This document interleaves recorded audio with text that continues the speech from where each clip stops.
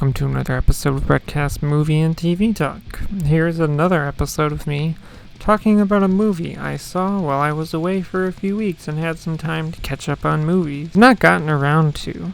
So, this time I'm going to be talking about The Suicide Squad. Let me start off by saying that this Suicide Squad movie is like a million times better than the 2016 one. This one also has a few more top-billed actors like John Cena, Sylvester Stallone, and Idris Elba. So, more expensive.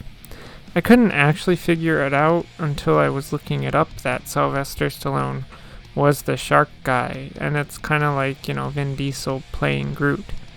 The characters are all pretty decent here.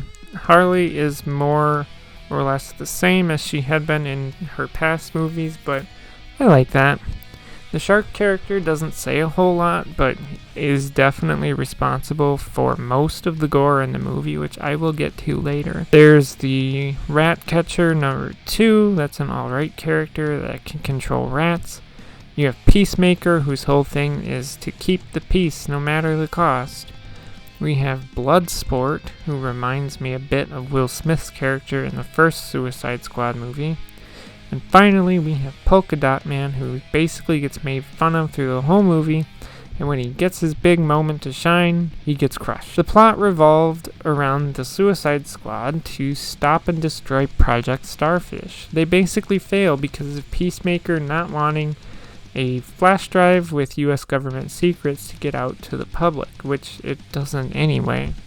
Regardless, the giant starfish gets out and causes a lot of destruction, and of course the Suicide Squad save the day and lose a few along the way.